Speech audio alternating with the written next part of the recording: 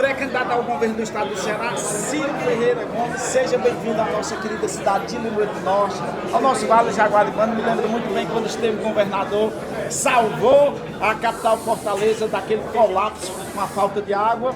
E quero fazer-lhe uma pergunta curta e grossa. Ciro Gomes espera a vinda ainda do seu irmão, nosso querido Cid Gomes, aqui em cima do seu palanque, junto com você, lado a lado, para que juntos possam aí lutar pelo Ceará? Eu quero reunir todos os cearenses que entendam que o quadro de poder que hoje domina o Ceará é um quadro podre, corrupto e que está destruindo a nossa economia e produzindo miséria e pobreza entre nós.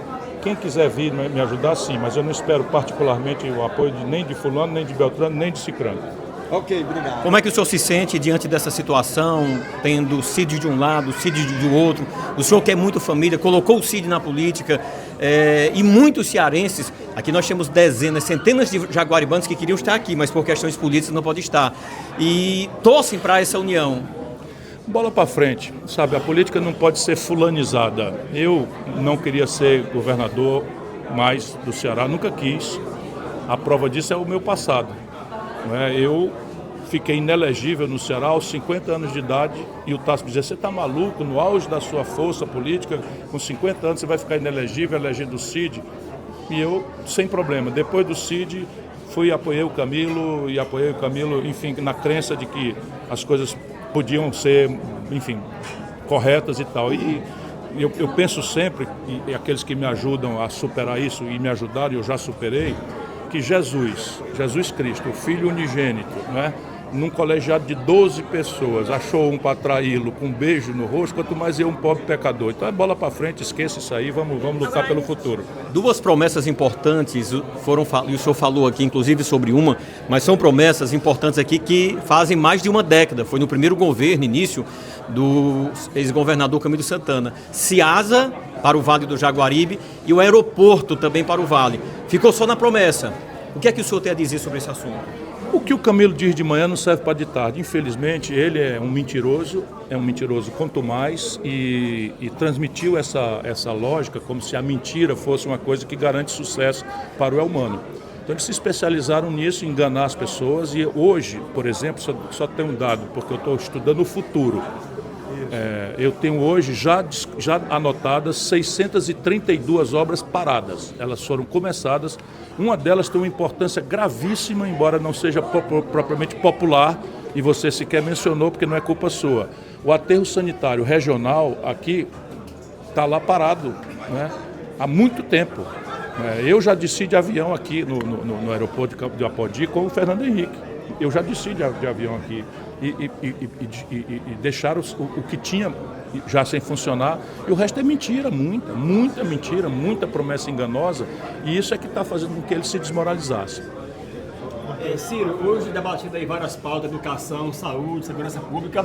Qual seria dessas pautas debatidas hoje o principal calcanhar de Aquiles aqui no estado do Ceará? Segurança pública, se nós consultarmos a angústia popular, o sofrimento popular, a demanda que me fazem, 82% daquilo que me procuram para pedir, para reclamar, para suplicar, é segurança pública. Saúde pública vem logo em seguida, também com uma força muito grande, e não é para menos. Destruíram o sistema de regulação, entregaram toda a rede ao controle de cabos eleitorais do PT, hospitais regionais como o de Limoeiro, por exemplo, importantíssimo para a rede. Hoje funciona completamente sem regulação correta e dependendo de favores políticos e aviltando a qualidade, porque nós, quando mentalizamos lá atrás os hospitais regionais, é para que eles atendessem a alta complexidade, de maneira que hospitais locais atendessem a média e baixa complexidade, e o sistema de regulação que mostrasse o caminho para o paciente, se não for bem atendido ou não for necessariamente atendido como precisa, o médico profissional regulado é que indica. Destruíram tudo isso, transformaram também em clientelismo político e corrupção generalizada. Só para você ter uma ideia, o ISGH hoje recebe 2 bilhões de reais. Olha, com 2 bilhões de reais aplicados na rede de saúde, eu faço uma saúde muitas vezes melhor do que essa coisa precária e desrespeitosa que se faz ao Ceará. E, por fim, a questão econômica. As pessoas estão muito angustiadas porque a precarização do trabalho no Brasil e no Ceará faz com que mais da metade da população hoje trabalhe sem carteira assinada sem nenhum futuro previdenciário, sem nenhuma proteção, domingo, dia santo e feriado, 12, 13, 14 horas por dia de jornada, e isso tudo a gente precisa ajudar a formalizar ao máximo, criando oportunidades, né, nesses setores que são mais densos de renda. Um agronegócio mais moderno, como já está acontecendo aqui, uma indústria mais sofisticada, como já começamos e eles estão dando para trás, um setor de serviços também mais qualificado, porque essa mistificação de centros de data center, não sei o que e tal, é muito importante, mas ao estarem localizados, como o governo está localizando, dentro da ZPE, não vão recolher nenhum imposto para o Estado. E ao usarem computador e informática altamente sofisticada, empregam muito pouca gente. Ô Cid, nós estamos aqui, Ciro, até falei Cid, quem sabe é o futuro, né? Ciro, nós estamos aqui com duas pessoas, política tem um mundo de traições, como foi bem colocado, mas nós estamos aqui ao lado do senhor com duas pessoas, duas lideranças, o ex-prefeito Roberto Cláudio de Fortaleza, uma das maiores administrações, e um homem que na gestão fiscal, financeira, transformou o estado do Ceará. Duas pessoas fiéis e leais ao senhor. Roberto Cláudio já está para se definir como um pré-candidato a vice e Mauro Filho, sendo Ciro eleito, pode voltar à gestão financeira, fiscal, à fazenda do estado do Ceará? Mais que isso, o Mauro Filho, eu tenho muito orgulho de dizer isso, o Mauro Filho faz a minha cabeça. Ele os dois aqui, por acaso, são PhD. Essa turma aí gosta de valorizar a mediocridade, faz um elogio da ignorância, e eu faço o oposto. Por quê? Porque os problemas complexos, você não vai pegar um filho com um aneurisma cerebral e vai entregar para um palpiteiro resolver o aneurisma craniano. As questões do Estado exigem qualificação. O Roberto é qualificado em saúde pública. E não por acaso fez uma administração extraordinária, fez a Central de Medicamentos de Fortaleza, que é modelo para o Brasil inteiro, fez sei lá quantos postos de saúde, fez as UPAs municipais, enfim, ninguém fez mais nada parecido que o Roberto Cláudio fez, né, como prefeito em todas as áreas. As areninhas são uma ideia dele, de novo, ocupação para o jovem, esporte, cultura, lazer, mas olha o olho ali na facção, prestando atenção como é que a gente tira o jovem dessa ilusão, etc, etc. E o Mauro Filho é PhD em economia. Simplesmente ele conhece as engenhocas da economia. Então o estado do Ceará hoje está num buraco financeiro.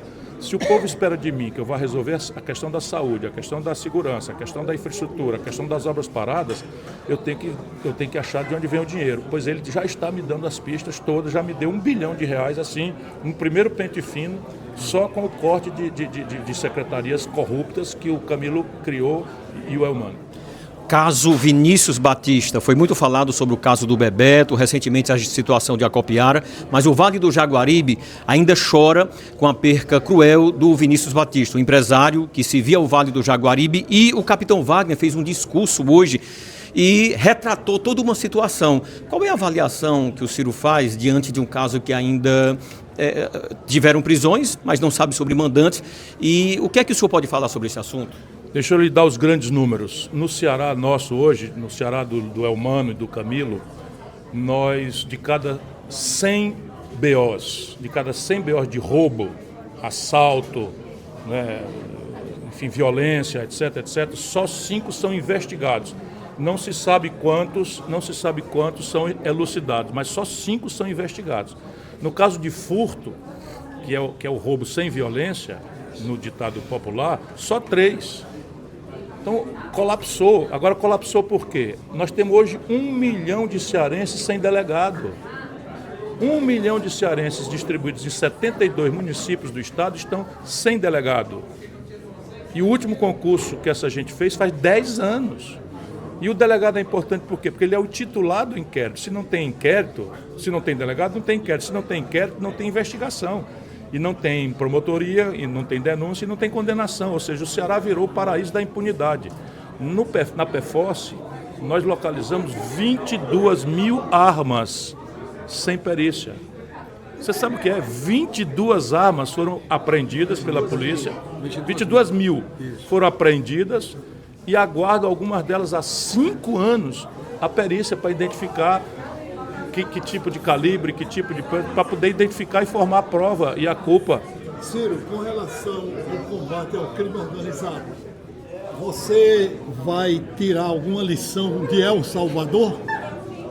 Veja, El Salvador tem uma possibilidade que não é a nossa. El Salvador é um país muito pequeno e o encarceramento em massa de quase 15% da população, no caso brasileiro, representaria, você imagina, 20 milhões de pessoas presas. Só para você ter uma ideia, tem 1 milhão hoje. Então é impraticável aquela solução que muita gente aqui acha que é simplificar, que é transplantável e tal. Entretanto, o crime organizado tem hierarquia. Você pode perfeitamente, é por onde vai evoluir o meu governo se eu tiver a honra de ser eleito pelos cearenses pela luz de Deus. Nós vamos mal comparando, nós vamos pegar a estrutura de informação, de inteligência, tecnologia, vai mapear os soldados da facção e os chefes, os generais. Então vamos identificar os ases, os reis, as damas, os valetes e o 2, o 3, o 4 e o 5. Até o 5, nós vamos oferecer um programa, se não tiver se envolvido em violência, um programa de reconversão. Eu vou contratar para que ele passe para o lado bom da força e volte lá para o ambiente onde ele estava, ajudando a gente a construir o mapeamento do 6, do 7 para cima. E comandos vão executar as prisões dos ases aonde quer que eles estejam homiziados.